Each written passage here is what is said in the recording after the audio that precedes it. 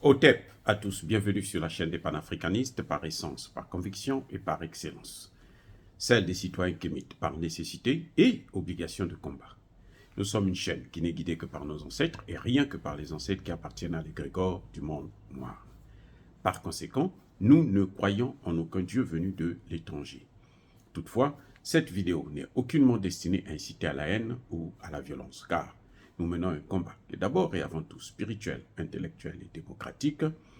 Ensuite, il est politique, géopolitique et géostratégique contre l'impérialisme, le colonialisme, le néocolonialisme et l'endocolona, qui sont tous qualifiés de crimes contre l'humanité.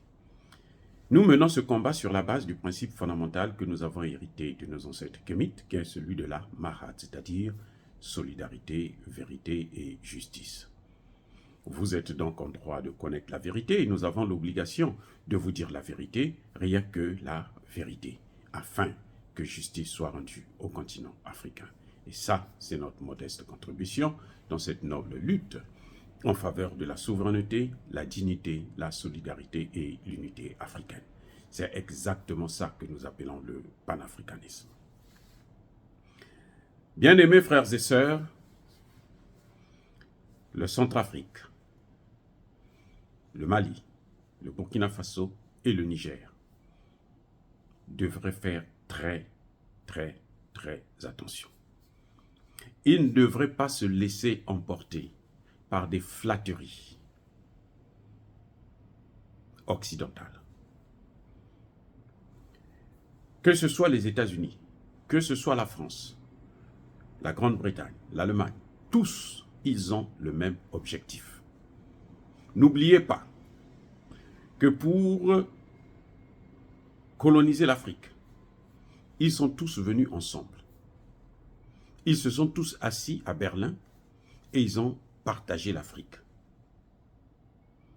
Quand il s'agit de l'Afrique, ils s'entendent tous pour mettre à sac le continent. Eh oui, pour nous prendre en esclavage, ils sont venus tous ensemble. Lorsque aujourd'hui le français vient, nous on les repousse, le lendemain les Français se retirent, les Allemands les remplacent immédiatement. Ça a duré 500 ans jusqu'à ce que nous on n'avait plus la possibilité de renouveler déjà les hommes et puis les armes. Et c'est là qu'ils nous ont vus, ils nous ont pris en esclavage. Donc, ces gens, ce qu'ils ont fait par le passé, ils le feront. Vous avez vu que dans le Sahel, la crise est venue depuis quand? Si on compte, c'est le terrorisme est arrivé dans le Sahel après qu'ils aient détruit la Libye. Et Barack Obama avait promis, we will finish the job. Nous allons terminer le travail. Nous allons aller jusqu'au bout de notre logique. Et on a vu quand ils ont fini avec la Libye, ils ont attaqué le Sahel. Dieu merci, le Mali les a bloqués. Et puis le Burkina Faso a pris le relais. Et maintenant c'est le Niger. Mais au Niger, il y a quand même une base militaire. Trois bases militaires américaines. On a chassé les Français. Mais les Américains sont là. Ce sont les Américains qui avaient demandé aux Français de gérer l'Afrique pour eux. Et maintenant que les Français ont perdu la main, eux-mêmes, ils veulent prendre. Mais ils ne peuvent pas, on n'attrape pas les mouches avec le vinaigre, c'est avec le miel. Ils viennent. Comment voulez-vous que des gens qui ne pratiquent pas la démocratie chez eux-mêmes, la démocratie, là, ici, là, il n'y a pas de démocratie aux États-Unis. On nous a fait croire que c'était le pays le plus... Non. Parce que pour être candidat à une élection ici, là, que ce soit présidentielle, de sénateurs, de représentants, au niveau local, il faut avoir de l'argent. Tout est fait pour que seuls ceux qui ont déjà de l'argent, ceux qui ont un avantage, c'est ceux-là qui peuvent postuler. Et chez nous, ils viennent donner des ordres. Et vous voyez qu'ils sont en train d'installer des bases militaires partout en Afrique. Est-ce que, depuis quand la diplomatie se conjugue avec les bases militaires.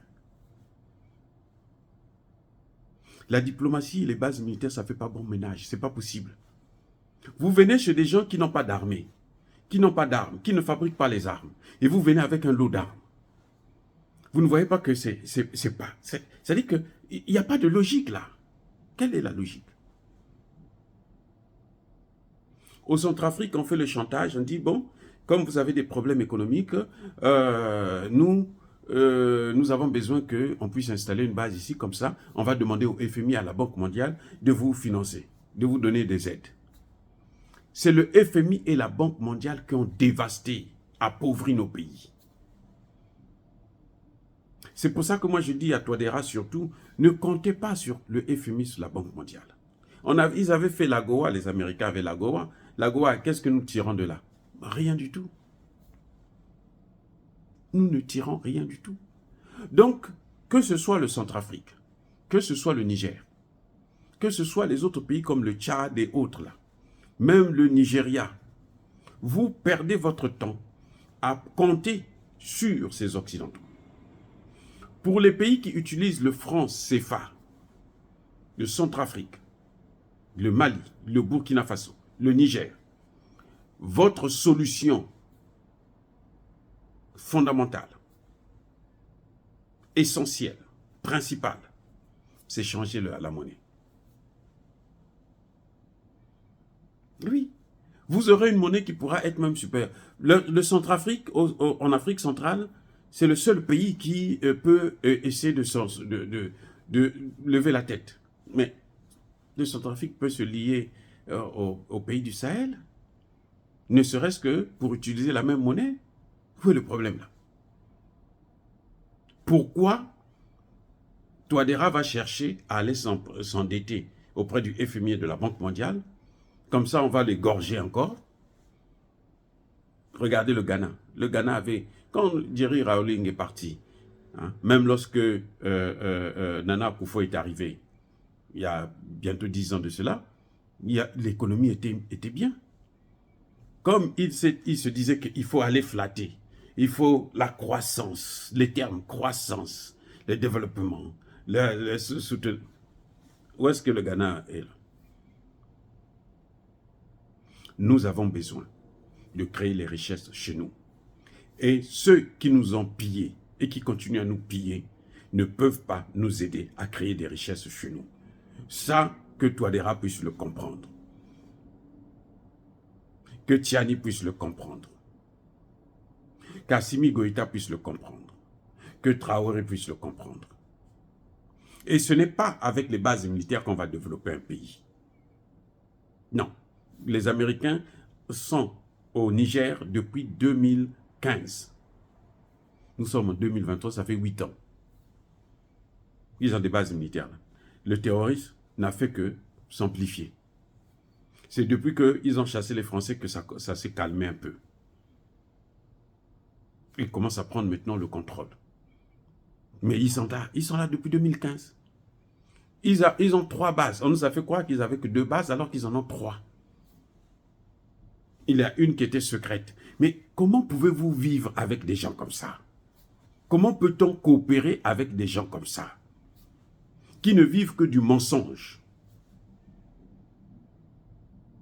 Et ils n'hésitent pas. Regardez ici, aux États-Unis, pour construire les États-Unis, on a d'abord massacré tous les Indiens. On les a massacrés. Hein? Et c'est leur habitude. Donc, si vous comptez sur eux,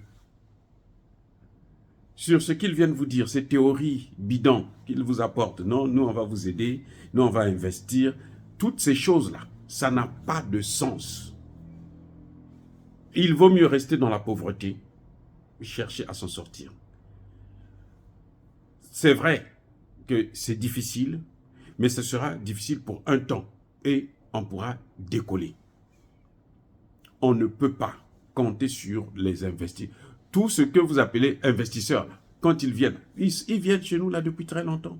Ils viennent seulement s'enrichir. Ils viennent puiser les matières premières, ils s'en vont avec. Ils ne créent pas des richesses là-bas, ils ne créent pas des emplois, ils prennent seulement et puis ils s'en vont avec. Et Dieu ne va pas permettre à ce que les dirigeants actuels là, puissent continuer à sacrifier le continent. Je vous dis, ça dit que ça va de soi. Tout ce que vous voyez là, nous on n'est pas comme les Français, nous on est ceci, c'est du baratin. Ils ont fait ça avec Kadhafi. Monsieur Touadéra, ils ont fait ça avec Kadhafi. La seule chose qu'ils cherchent aujourd'hui là, c'est que on s'éloigne des Russes comme ça, on n'a plus de parrain et on peut maintenant nous faire de nous ce qu'ils veulent. Et ceux qui ont compris, ils devraient savoir que l'allié qui ne nous a jamais fait du mal. Il y a des gens qui vont dire, non, les Américains ne nous ont pas colonisés. Mais ceux qui nous ont colonisés, ce sont les ancêtres des Américains. Qu'est-ce que vous croyez? Macron n'a pas connu la colonisation. Mais il agit comme ses ancêtres. Il agit comme De Gaulle. Que eux là, il faut qu'on les écrase. Ils ont fait ça avec Kadhafi. On a dit à Kadhafi, non, tu sais, le FMI, la Banque mondiale va amener de l'argent, on va ceci, et nous, on va venir investir. Vous êtes maintenant dans la communauté internationale. Comme si avant, il n'était pas dans la communauté, alors que c'est un pays membre des Nations Unies. C'est comme ça le baratin. Kadhafi a commencé à dormir sur les deux, fermer les deux yeux. Et puis bon, on a commencé à le poignarder. Ils ont fait ça avec Mobutu. Mobutu était leur homme. Ceux qui ont demandé à ce que Mobutu parle, ce sont eux qui ont financé Kagame. Pour que Kagame vienne l'enlever. Avec Kabila. Et Kabila, après, s'est rendu compte que mais je suis entouré des serpents. C'était trop tard. Il a raccroché au nez à Madeleine Albright, secrétaire d'État américain. 3 mois plus tard, Kabila est parti. C'était le prix à payer. Parce qu'elle lui faisait maintenant le chantage. Elle l'agaçait. Elle donne des ordres. Fais ceci pour moi. Fais cela. Alors que ce sont eux qui l'ont amené au pouvoir. Ils étaient gentils. Non, c'est bien. Va enlever Mobutu, tu vas prendre le pouvoir, tu vas ranger ton pays. Nous, on va t'aider, on va te donner de l'argent, on va ceci. Quand il est arrivé là, il a vu que ce n'était pas des vrais partenaires. Donc, si Touadéra commet l'erreur, si Tchani commet l'erreur, ce serait malheureux pour ces peuples africains du Centrafrique et du Niger, du Mali et du Burkina Faso. Nous voyons l'Algérie qui s'agite, qui veut faire pression au Mali pour qu'il y ait des négociations. L'Algérie aussi est sur la ligne de mire. S'ils occupent le Sahel, ils ne vont pas laisser l'Afrique du Nord. Mais attendez, Kadhafi c'est un arabe aussi, non? C'est pas la même famille? Donc il y a quoi de différence entre Kadhafi et Tebboune? Quelle est la différence? Si lui, Kadhafi, on l'a neutralisé, on l'a tué, mais Tebboune aussi, on peut faire la même chose, juste pour détruire le pays. Donc, les pays comme le Niger, le Mali, le Burkina Faso, le Centrafrique, vous ne devrez pas changer de trajectoire. Concentrez-vous sur la même lancée. Surtout pas de base militaire quelconque dans vos pays. Ils n'ont qu'à aller faire ça ailleurs. Mais dans vos pays, là, ne laissez pas les bases militaires. La diplomatie ne fait pas bon ménage avec les bases militaires. Le business ne se fait pas avec l'arme à la tempe. Ça ne se fait pas, c'est pas possible. Quelqu'un qui a l'arme pointée sur vous et vous faites le business, ça c'est plus le business.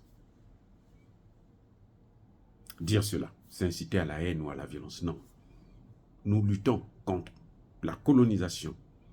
Et maintenant qu'il y a des pays qui essayent d'ouvrir, de voir clair, on doit les encourager pour qu'ils ne puissent pas revenir sur dans le même système, dans le même piège de prédation de nos matières premières, qui va nous appauvrir encore plus, et cette fois-ci, ce sera pour très, très, très longtemps.